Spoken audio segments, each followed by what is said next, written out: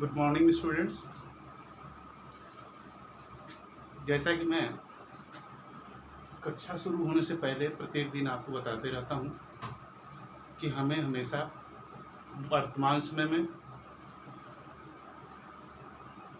बढ़ते हुए कोरोना संक्रमण के इस महामारी को रोकने हेतु हमेशा सोशल डिस्टेंसिंग का पालन करें तथा हमेशा अपने हाथों को साबुन से धोएं। घर से बाहर निकलते समय मास्क का प्रयोग करें, जिससे कि हम जितना शीघ्र हो सके इस कोरोना संक्रमण नाम की बीमारी से निजात पा सकें।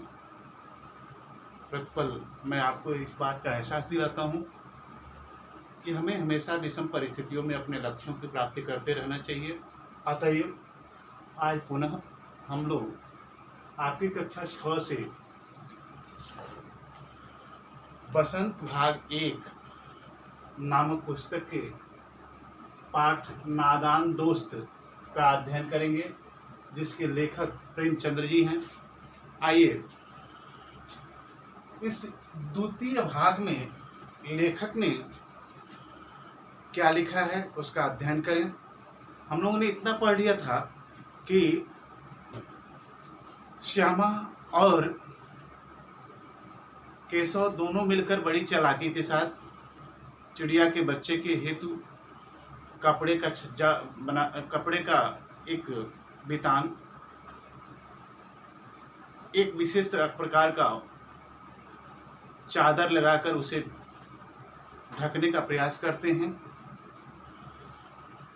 उसके लिए चावल, पानी इत्यादि का प्रबंध करते हैं। आज इस अंश में लेखक ने बताया था कि गर्मी के दिन थे, बाबूजी दफ्तर से गए हुए थे, अम्मा दोनों बच्चों को कमरे में सुलाकर खुद सो गई थी, लेकिन बच्चों को आंख में आज नींद कहाँ। अम्मा जी को बहलाने के लिए दोनों दम रोके आंखें बंद किए मौके का इंतजार कर रहे थे। जो ही मालूम हुआ कि अम्मा जी अच्छी तरह से सो गई हैं, दोनों चुपके से उठे और बहुत धीरे से दरवाजे की सिटकनी खोलकर बाहर निकल आए। अंडों की हिफाजत की तैयारी होने लगी। केशव कमरे से एक स्टूल उठा लाया, लेकिन जब उससे काम न चला तो नहाने की चौकी लाकर स्टूल के नीचे रखी और डरते डरते स्टूल पर चढ़ा। प्रस्तुत अनुच्छेद में लेखक प्रेमचंद्र जी ने यह बताने का प्रयास किया है कि बच्चे कैसे बचपन के समय में अंडों के बच्चों को सुरक्षित रखने का प्रयास करते हैं और साथ ही इस प्रयास में कितना सफल होते हैं, इसका वर्णन प्रस्तुत अनुच्छेद में लेखक ने किया है।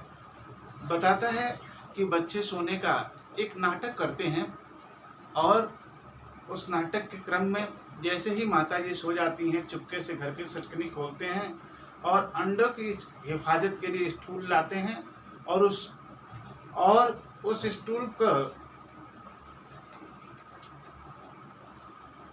ला करके रख करके उस स्टूल को ला के रखते हैं, उस पर चढ़ने का प्रयास करते हैं, लेकिन स्टूल उस छज्जे से छोटा पड़ता है।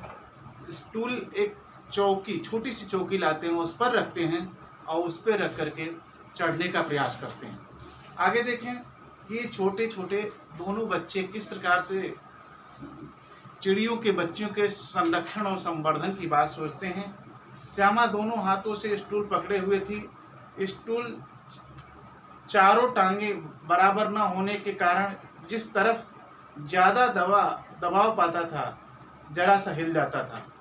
उस वक्त केशव को कितनी तकलीफ उठानी पड़ती थी वह उसी का दिल जानता था। दोनों हाथों से कार्निश पकड़ लेता और श्यामा को दबी आवाज से डांटता, अच्छी तरह से पकड़ वरना उतर कर बहुत मारूंगा। मगर बेचारी श्यामा का दिल तो ऊपर कार्निश पर था। बार बार उसका ध्यान उधर चल जाता था और हाथ ढीले पड़ जाते थे। प्रस्तुत अंश में लेखक ने बताया कि छोटे छोटे बच्चे स्टूल ला के रखते हैं। स्टूल जब छोटा पड़ जाता है, नीचे चौकी रखते हैं, उसके ऊपर स्टूल रखते हैं और चढ़ता है। एक तरफ से श्यामा जो है स्टूल को पकड़े हुए है। जब वह छज्जे को पकड़ता है तो स्टूल हिलने लगता है। किस प्रकार से? जब स्टूल हिलने लगता है तो ऊपर केशव जो छज्जे पर चढ़ने का प्रयास करता है, वह बार बार कहता है, देखो यदि स्टूल हिला और मैं गिरा तो तुम्हें जरूर मारूंगा। छोटे बच्चे किस तरह से बाल्यावस्था में अपना आपस में मनोविनोद करते हुए किस प्रकार उन चिड़िया के बच्चों का संवर्धन करते हैं। लेखक ने बड़ा सजीव चित्रण करते हुए अगले अंश में लिखा है कि केशव ने ज्यों ही कार्निस पर हाथ रखा, दोनों चिड़िया उड़ गईं। केशव ने देखा कार्निस पर थोड़े तिनके बिछे हुए थे हैं और उन पर 3 अंडे पड़े हुए थे। जैसे घोंसले उसने पेड़ पर देखे थे वैसा कोई घोंसला नहीं है। श्यामा ने नीचे से पूछा, कै बच्चे हैं भैया? केशव, 3 अंडे हैं, अभी बच्चे नहीं निकले। श्यामा, जरा हमें भी दिखा दो भैया, कितने बड़े हैं? केशव, दिखा दूंगा, पहले जरा चितले ले आ, नीचे बिछा दूं, बेचारे अंडे तिनकों पर पड़े हैं। श्यामा दौड़कर पुरानी धोती फाड़ कर एक टुकड़ा लाई। केशव ने झुककर कपड़ा ले लिया, उसकी कई तह करके उसने एक गद्दी बनाई और उसे तिनकों पर बिछाकर 3 अंडे उस पर धीरे से रख दिए। श्यामा ने फिर कहा, हमको भी दिखा दो भैया। केशव, दिखा दूंगा, पहले जरा वह टोकरी तो दे दो, ऊपर छाया कर दूं। श्यामा ने टोकरी नीचे थमा दी और बोली, अब तुम उतर जाओ, मैं भी तो देखूं।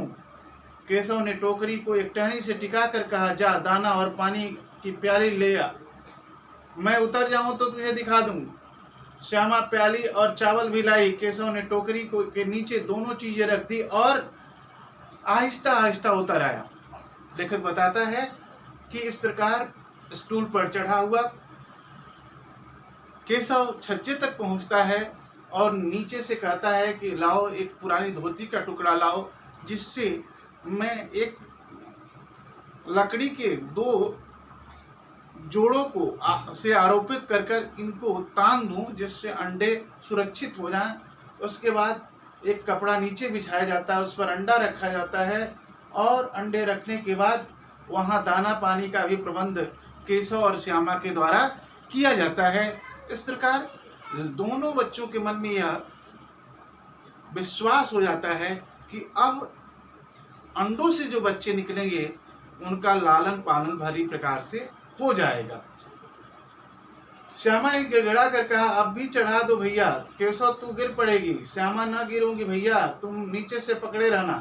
केशव, न भैया, कहीं तू गिर पड़ी तो अम्मा जी मेरी चटनी ही कर डालेंगी, कहेगी कि तूने ही चढ़ाया है, क्या करेगी देखकर। अब अंडे बड़े आराम से हैं, जब बच्चे निकलेंगे तो उनको पालेंगे। बार बार केशव को छज्जे तक पहुंचे हुए देखकर श्यामा के मन में भी उत्सुकता होती है, क्यों न मैं अत्यंत समीप से चिड़िया द्वारा दिए हुए अंडे और उनसे निकलने वाले बच्चों को देखूं। अपने भैया केशव से बार बार कहती है, जैसे कि आप लोग भी कहते हैं, बड़े भैया यदि कोई छोटी बड़ी उपलब्धि पा लेते हैं तो बार बार कहते हैं हमको भी ये करना है, ये हमको भी करने दीजिए। उसी तरह से श्यामा भी बच्चों की जिज्ञासा का वर्णन करते हुए लेखक कहता है कि बार बार कहती है कि मुझे भी वहाँ चढ़ाइए। केशव रोकता है, ना बाबा ना, कहीं गिर गई तो माताजी मुझे बहुत डांटेंगी, और डांटेंगी ही नहीं बल्कि मेरी चटनी बना देंगी, मारते मारते मेरी चटनी बना देंगी, और इसलिए मैं तुम्हें नहीं चढ़ाने वाला हूँ। सुझाव देती है कि देखिए, यदि आप मुझे नहीं चढ़ाएंगे तो मैं मेरे मन की जो उत्सुकता है वह पूर्ण नहीं होगी, इसलिए मैं बार बार आपसे विनम्र निवेदन करती हूँ, मुझे चढ़ाइए, मैं नहीं गिरूंगी। लेकिन केशव कहता है, सुनो, मैंने चिड़िया के अंडों को बड़े भली प्रकार से आराम से रख दिया है, अब उनको किसी प्रकार के दूसरे हिफाजत की जरूरत नहीं है।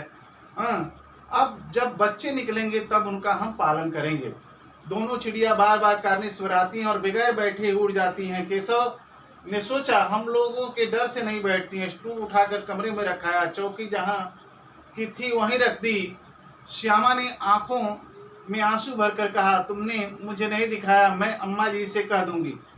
प्रस्तुत अंश में लेखक बताना चाहता है किस प्रकार बच्चे जब अपनी इच्छा की पूर्ति नहीं होती है तो कैसे बड़े लोगों पर दबाव बनाते हैं। अपने बड़े भाई पर कैसे श्यामा दबाव बनाती है, इसका वर्णन किया गया। कहती है, देखिए आपने मुझे नहीं दिखाया, इसलिए मैं निश्चित ही यह बात कि आपने अंडे को हाथ से स्पर्श किया था, यह बात जरूर ही माताजी से कहूंगी। यह दबाव बनाना चाहती है बार बार करके श्यामा, और यह कहना चाहती है कि मुझे भी उन अंडों को समीप से देखने की जो मेरी इच्छा है वह पूरा कीजिए। केशव अम्मा जी से कहेगी तो बहुत मारूंगा, कह देता हूँ। श्यामा, तो तुमने मुझे दिखाया क्यों नहीं? केशव, और गिर पड़ती तो 4 सर न हो जाते? श्यामा, हो जाते तो हो जाते, देख लेना, मैं कह दूंगी। इतने में कोठरी का दरवाजा खुला और माँ ने धूप से आंखों को बचाते हुए कहा, तुम दोनों बाहर कब निकल आए? मैंने कहा न था कि दोपहर में न निकलना। किसने किवाड़ खोला? किवाड़ केशव ने खोला था, लेकिन श्यामा ने माँ से यह बात नहीं कही। उसे डर लगा कि भैया पिट जाएंगे। केशव दिल में कांप रहा था कि कहीं श्यामा कह न दे अंडे न दिखाए थे। इससे अब उसको श्यामा पर विश्वास न था। श्यामा सिर्फ मोहब्बत के मारे चुप थी, या इस कसूर के हिस्सेदार होने की वजह से इसका फैसला नहीं किया जा सकता था। शायद दोनों ही बातें थीं। लेखक प्रस्तुत अंश में बताता है कि जैसे ही आपस में वार्तालाप करते हुए तेज आवाज आती है, सोई हुई माताजी जग जाती हैं और बाहर निकलती हैं। धूप तेज है और डांटते हुए पूछती हैं, किसने दरवाजा खोला? क्यों बाहर निकले? क्या करने बाहर निकले थे? धूप में मैंने कहा था कि घर में अंदर सोना है, तुम में से किसने दरवाजा खोला? केशव को डर था कि कहीं श्यामा मेरा जो रहस्य है, मेरा जो पोल है वो खोल ना दे। लेकिन आज श्यामा चुप है कि कहीं मेरे बताने के कारण भैया पिट न जाएं।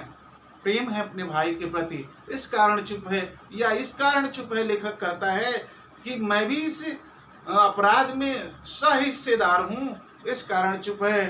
दोनों का फैसला नहीं किया जा सकता था क्योंकि दोनों ही बातें थीं। एक तरफ श्यामा भी उसके साथ संलग्न थी और दूसरी तरफ उसके मन में यह उत्सुकता भी थी कि मैं अत्यंत समीप से उन अंडे को देखूं, मैं भी हाथ से स्पर्श करूं। तो दोनों ही हिस्सेदार थे। इस कारण यह कहना कठिन था कि कौन पहले उस अंडे को छूने के लिए किवाड़ खोलने की अपनी उत्सुकता जाहिर किया था। इसलिए श्यामा चुप रहना ही अच्छा समझती थी।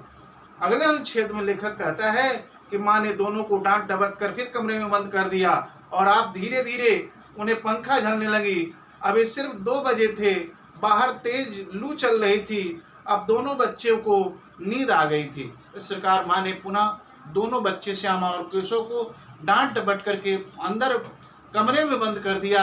और इस प्रकार जैसे ही कमरे में बच्चों को बंद करती हैं, दोनों बच्चों को बाहर लू चलने के कारण अंदर चलते हुए पंखे के नीचे जैसे ही आराम मिलता है, दोनों बच्चे सो जाते हैं, नींद आ जाती है और पुनः दूसरे दिन की अतीत की कल्पनाओं में अपने मन में उधेड़ बुद्ध के साथ कैसे बच्चे नादान हरकत करते हुए, नासमझ हरकत करते हुए उन अंडे के बच्चों को बचाने का प्रयास करते हैं, इसका वर्णन लेखक तीसरे अंश में करेगा। आइए हम लोग अब इस अंश के आधार पर शब्दार्थ और गृह कार्य लिखेंगे।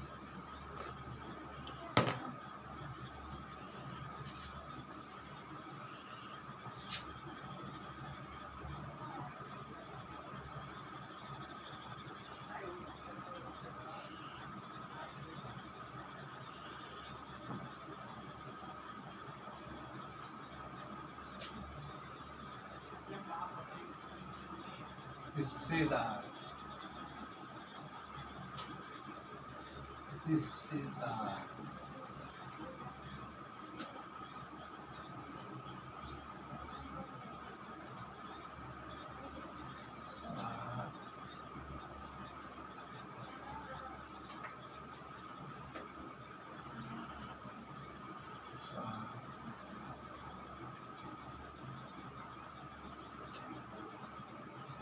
करना,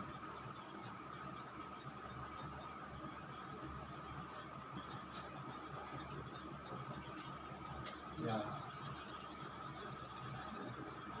हिस्सेदारी।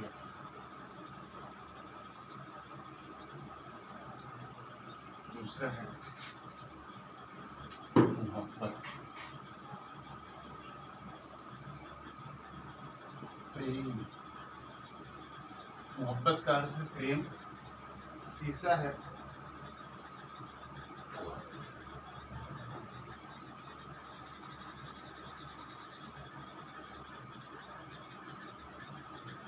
टहनी, शाखा। अगला है बगैर, बिना किसी,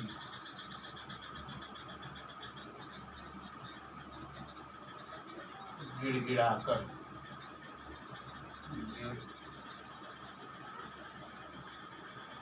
गिड़गिड़ाकर,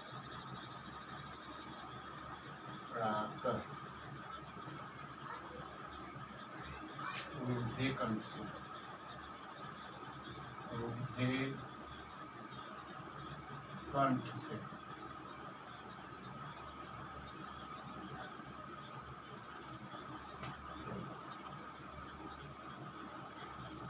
रोने जैसी शक्ल बनाकर, रोने जैसी शक्ल बनाकर।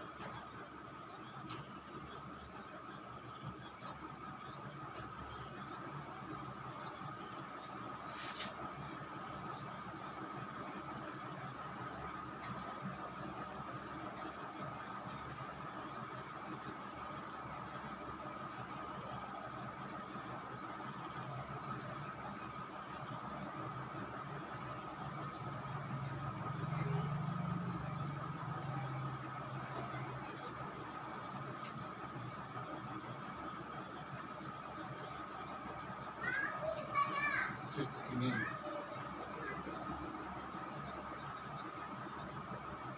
कुंडी,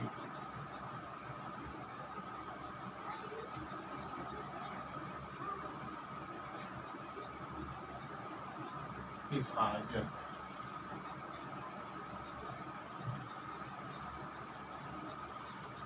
सुरक्षा, सुरक्षा। उसके बाद है इंतजार,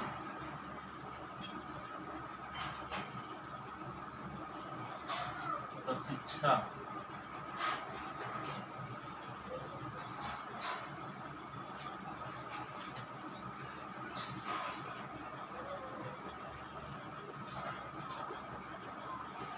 वक्त, समय, तकलीफ,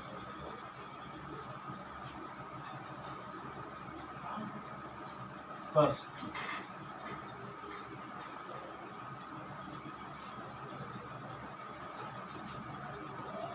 दिल, हृदय या मन।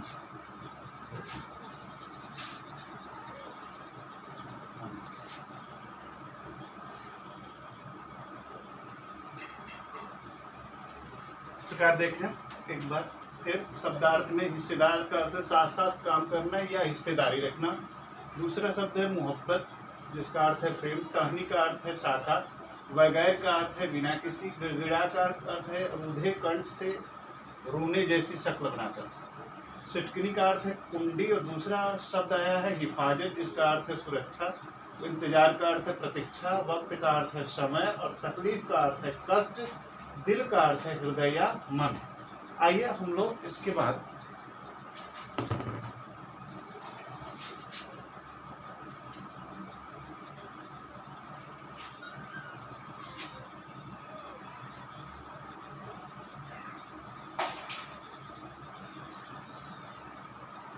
गृह कार्य लिखना।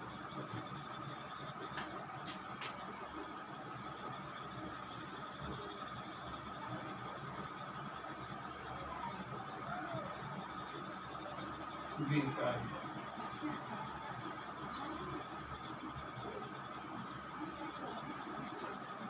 प्रश्न नंबर पहला है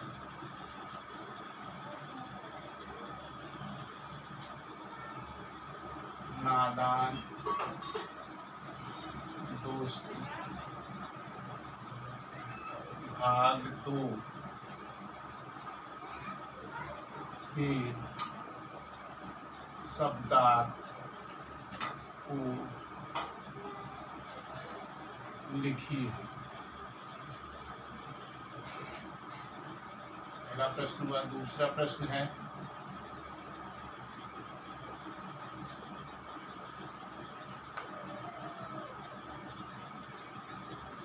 नादान दोस्त भाग 2 के आधार पर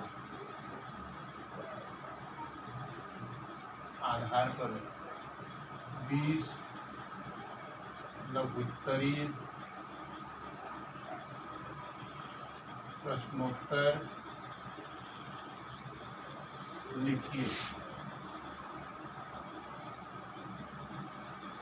प्रश्न नंबर 3 है निम्नलिखित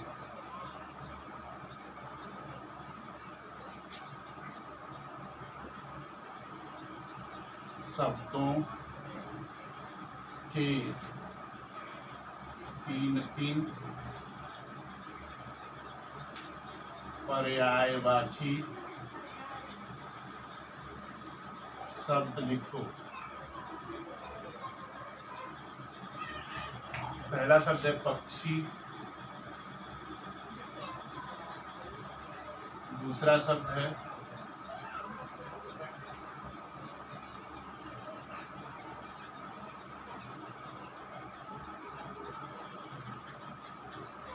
लड़की, तीसरा शब्द है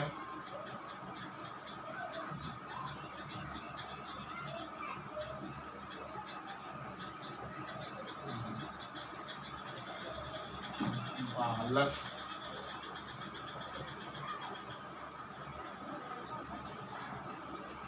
चौथा शब्द है आग,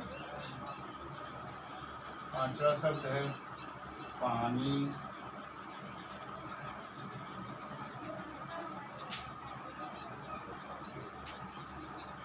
प्रश्न नंबर 4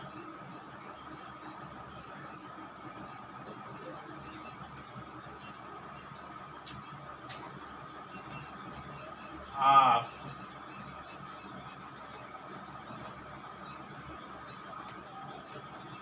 पक्षियों के संरक्षण हेतु क्या सुझाव दे सकते हैं?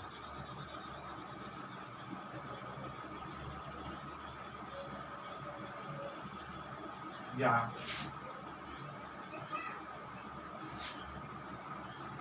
आप पक्षियों के संरक्षण एवं संवर्धन हेतु 5 सुझाव दिए।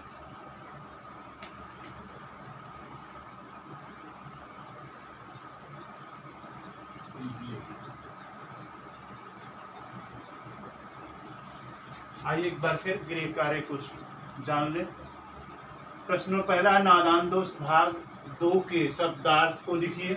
दूसरा प्रश्न है नादान दोस्त भाग 2 के आधार पर 20 लघुत्तरीय प्रश्न लिखिए। तीसरा प्रश्न है निम्नलिखित शब्दों के 3 पर्यायवाची शब्द लिखिए। पक्षी, लड़की, बालक, आग, पानी। ये 5 शब्द हैं जिनके 3 पर्यायवाची शब्द लिखना है। चौथा प्रश्न है आपका आप पक्षियों के संरक्षण हेतु क्या सुझाव दे सकते हैं? आप सभी छात्र छात्राओं को पक्षियों के संरक्षण हेतु, सुरक्षा हेतु क्या क्या सुझाव आप दे सकते हैं, उनको आप अपने मतानुसार, अपने विवेक के अनुसार लिखना है। कोई 5 टॉपिक 5 बिंदुओं में लिखना है। दूसरा, या आप पक्षियों के संरक्षण एवं संवर्धन के 5 सुझाव अपने मतानुसार लिखिए। इसके साथ ही मैं पुनः आपको कहता हूँ, आप सभी से ये बात रखता हूँ कि हमें हमेशा पक्षियों के संरक्षण और संवर्धन के लिए हर संभव प्रयास करना चाहिए। इस आशय के साथ हम लोग पुनः दूसरे वीडियो में मिलेंगे। धन्यवाद।